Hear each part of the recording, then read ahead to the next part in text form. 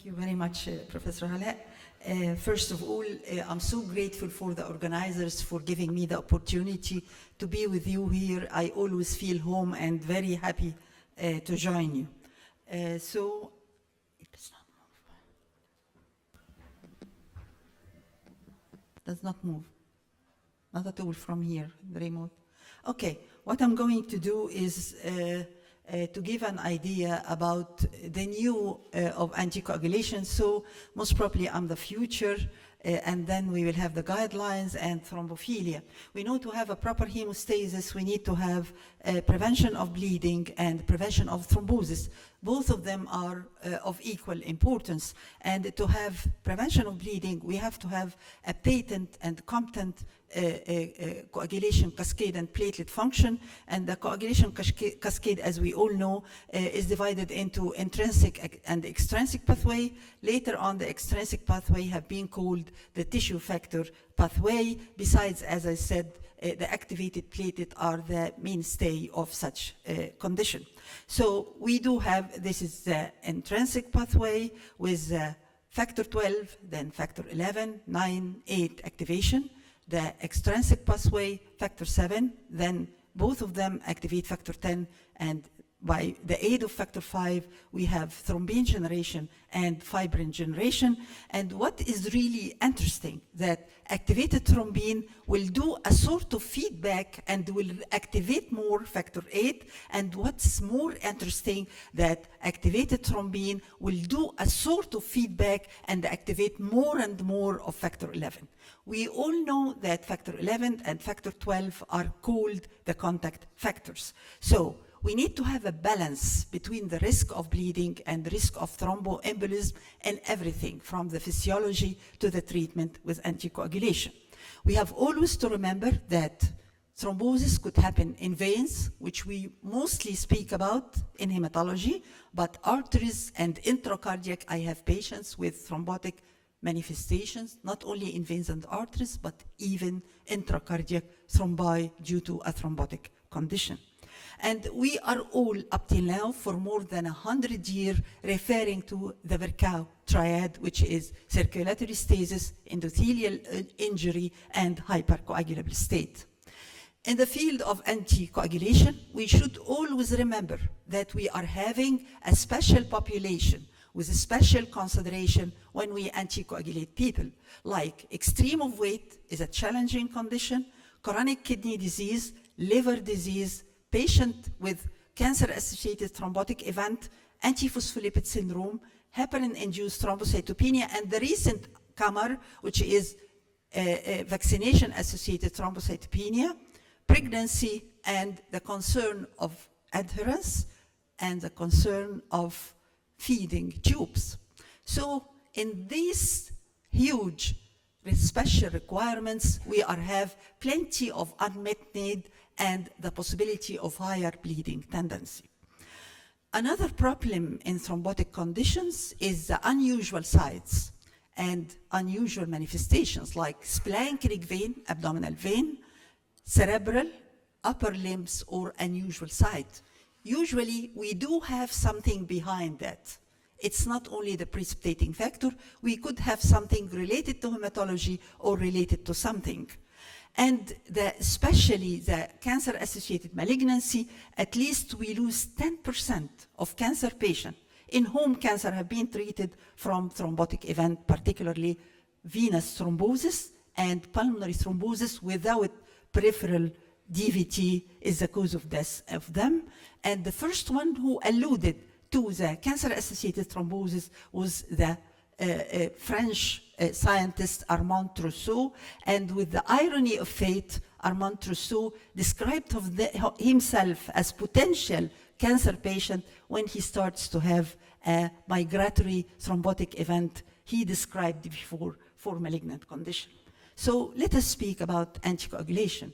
These are the milestones of anticoagulation starting from the 50s, and with the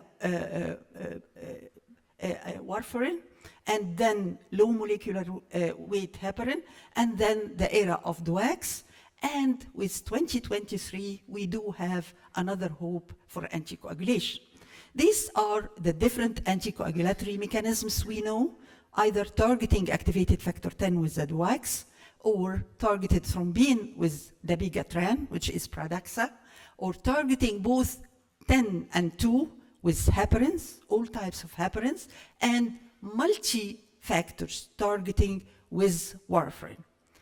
So we have the old one, heparin and warfarin, and heparin, as I said, is working on 10 and 2, factor 10 and factor 2, while warfarin is working on all of that. The unfractionated heparin, which is one of my favorite, I'm still a big fan of heparins, all the heparins, is not only having an anticoagulant effect, it have anti-cancer, it have a role to play with hepcidin and to improve anemia in many conditions, and it have an anti-sepsis effect. So it is a cave of jewelries which we could use if we use it properly. It could add to the benefit of anticoagulation. Of course, low molecular weight heparin is another advancement, allowing subcutaneous and home treatment, and the hit incidence is much, much less than the unfractionated heparin. What I'm going to say about warfarin, that it does not block or inhibit only the coagulation factor. It also inhibits the natural anticoagulant, particularly protein C and S, and that's why in some patients who are having something else, allowing more thrombophilia on them, we might have skin necrosis as a complication of prolonged warfarin therapy. Warfarin, the common and most important uses of it, which is incompatible with, are in cases of mechanical heart valves, in cases of antiphospholipid syndrome. It is up till now the only guideline for anticoagulation in antiphospholipid. In severe renal impairment and hemodialysis, especially in patients on long-standing hemodialysis, those who are extreme of age, and those who are having drug-drug interaction, especially with the DOACS. The warfarin, the importance of warfarin, of antiphospholipid syndrome, have been documented through time over the last 10 years with many studies which showed superiority and less side effect comparable to DOACS, different DOACS, the three most commonly used. And we should admit that the landscape of anticoagulation have been totally changed with the introduction of direct oral anticoagulants. These are the different direct oral anticoagulants we have in the market. In our area, we have a fourth one, which is not available. But I think that we are witnessing now the fall of the Pradaxa. The complications from the Pradaxa, particularly the cardiovascular, limits its use, and we are now mostly dependent on activated factor 10 inhibitor, and these are the sites of their action, factor 10 and factor 2. This slide to show only that the renal clearance of DOACS is minimal with apixaban. That's why when we have reduced creatinine clearance or renal impairment, the only permitted DOACS, or the best permitted DOAC in those patients, is apixaban. When we speak about 2013, the lion's share of anticoagulation was still warfarin. When we speak from 2020, the lion's share nowadays is mostly to DOACS. But we still have unmet needs in cases of anticoagulation, like bleeding tendency, post-thrombotic syndrome, and chronic thromboembolic pulmonary hypertension. I will take you to another area, and we will join them together later on. We have noticed that the two factors, which are factor 11 and factor 12, which are called the contact factor, are having those patients who are deficiency in those two factors, are not having bleeding tendency, but having less thrombotic event. So, two coagulation factor, when they are deficient, we don't have bleeding, we have decreased thrombotic event. And these are the two contact factors. So they are having decreased ischemic stroke, decreased venous thromboembolism, no increase in intracerebral hemorrhage like other coagulation factor. Spontaneous bleeding is very uncommon. And this leads to why we don't use these contact factors as a target for anticoagulation. So these are the different evidences: human genetic, epidemiology genetics, and animal studies confirmed what we said before. And that's why we start to think not only of utilizing factor 11 and 12 as an anticoagulation target, but to think in a different way in the coagulation cascade. So the scientists have put two important end result of thrombus formation. If we have the thrombus outside the interior part of a vessel, this is a physiological hemostatic condition preventing bleeding. But if the thrombus is inside the lumen of a blood vessel, this is a thrombotic event, which is a pathological condition. Bear with me. So when we look at the mechanism of action of anticoagulation, we will find most of them are orchestrating both of them, like DOACS and warfarin, playing on factor 10, 11, 5, thrombin, which is factor 2. The only coagulation factor which can lead only, if we target them, we can lead only to prevention of pathological thrombosis without impairment of hemostatic condition are the contact factors, which are 11 and 12. And we will see that more. And that's why we got this paper a couple of years ago with the theory of rebirth of the contact factor as a potential therapeutic anticoagulation. And then we have in the publication plethora of papers supporting that, and even the pharmaceutical company tries to leap after the scientist assumption and to produce plenty of drugs to achieve this target. So the principle was, as I said, when we have hemostatic plaque, the thrombus is outside the lumen. When we have a thrombus inside the blood vessel, this is a thrombosis. And this could be initiated by medical device, neutrophilic extracellular trap in an inflammatory condition, or polymolecules, macromolecules, something else. So prevention of thrombosis, limiting of the bleeding tendency was the aim of the scientists when they approach the coagulation system like that. And this was the site we need to manipulate or to be aware of it. So the disconnection of the dangerous part, which is in the middle of this tableau, by attacking something peripheral leading to the thrombosis was the idea. And that's what happened. They did what we call uncoupling of the two pathways of hemostasis and thrombosis by attacking factor 8 and inhibiting factor 8 in the body. And this will lead to two important things: decreased bleeding tendency and keeping the function of anticoagulation, reducing the thrombosis and thrombotic event, and treating those patients in the proper way. And this very nice paper, which have been published maybe 15, 16 months ago, showing that factor 11 inhibition is the lowest risk of bleeding as an anticoagulant, and this is the safest ever zone we have been in as an anticoagulation. So it is a very important now potential target for anticoagulation. It's not only anticoagulation, it has been documented that inhibition of contact factor, particularly factor 11, will lead to two important things in thromboinflammation. It will lead to inhibition of the sepsis therapeutic target, and it will lead to inhibition of cytokine and biological active material liberated with sepsis, inflammation, and thromboinflammation.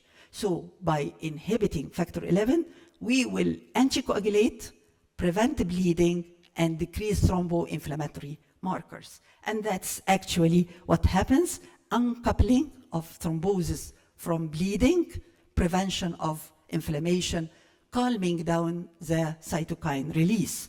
So we have had the assumption of factor 11 and factor 12 inhibition.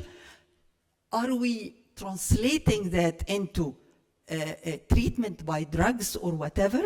So we do have many drug recipe for inhibition of factor 11 particularly. And we have different mechanisms of action like antisense oligonucleotide and the catalonic domain inhibition and serine protease active site inhibition. And to sum up, these are the three most important targeting for inhibition of factor 11. Antisense oligonucleotide will reduce hepatic production of factor 11. Antibodies will bind to factor 11 in the serum, preventing its action, and small molecules will inhibit the active site and block its activity. The level will be the same, but the activity will be impaired. Look at the table. We are having antibodies, small molecules, natural inhibitors, antisense oligonucleotides, and aptamers. And what is really was interesting to me when I saw this paper, which is very recently published, that we have antibodies to give it once as an anticoagulation per month. Believe it or not, anticoagulant to be taken once in a month, which is something never preceded before in our knowledge. And we do have some oral drugs which could be once weekly or once monthly as well. So the promise of contact pathway inhibition is attenuation of thrombosis, disengagement thrombosis from bleeding, and this will lead to disruption of hemostasis in the minimal possible percentage. So are we having a pharmacy near factor 11 and 12 to be present for us in nearby pharmacies? I think yes, within maximum 5 years or with this decade, if I will be alive, I will see that. So these are great news. Then I will go to something else. I was hesitant to say it in this presentation or not, but I said, coming from the future, I have to tackle it even with a couple of slides. In special situation, we do not need to do systemic anticoagulation. We need to do local anticoagulation. And this was a whispering, thinking maybe a decade ago. And now the voice is very loud and well heard everywhere. So we do have something called macromolecules. And we do have periodics for these macromolecules. And macromolecules, the idea started maybe 3, 4, 5 decades when we classified the different macromolecules in our body into carbohydrates, lipids, proteins, amino acids, and nucleic acids. But now we have therapeutic, industrial, medical, and other macromolecules. And these macromolecules are, in the last 4 or 5 years, used in cardiovascular disease, especially with cardiovascular devices, used in blood-containing or implantable material, and with medication device. What are the types of these macromolecules? They are either natural, present in nature, or semi-synthetic or synthetic anticoagulant. And these synthetic anticoagulant and semi-synthetic coming from a lot of materials, either from the body or from chemically induced, but the natural anticoagulant, to our astonishment, are present almost everywhere in the animals, in the planets, and in the microorganisms. That's why maybe when we eat something in an excess amount, some people are getting maybe bleeding with brushing their teeth, maybe more hematoma on moderate trauma. So maybe the food we are eating not only antagonizing warfarin, but making us, if we are not taking anticoagulant, more prone for not bleeding, but something like that. So let us see what are the applications they are used now. They are used now with cardiovascular devices, with dialysis membrane to prevent blood coagulation with hemodialysis and to decrease the heparin doses in those patients, preventing complication of bleeding post-dialysis. They are used for bioelectronics, whether pacemaker or something like that, and they are used in the grafts, artificial grafts for vascular surgery. So these anticoagulant macromolecules, I think that we will see a lot of metamorphosis in the coming few years. Maybe they will be used for a target, localized anticoagulation for a site without systemic anticoagulation. So we are having a lot of very good surprises, so let us sum up. Anticoagulation is still the mainstay of prevention and treatment of venous thromboembolism, although the DOACS have had a marked improvement of venous thromboembolism, but bleeding remains a concern. The current focus on factor 11, particularly inhibition, will, with the uncoupling of bleeding from thrombotic pathway, will provide a safer anticoagulation. And to be cheerful, we are having many drugs in the phase 3, and some of them, couple of them, are for the fast track for FDA approval. With that, I finish my presentation. Thank you very much.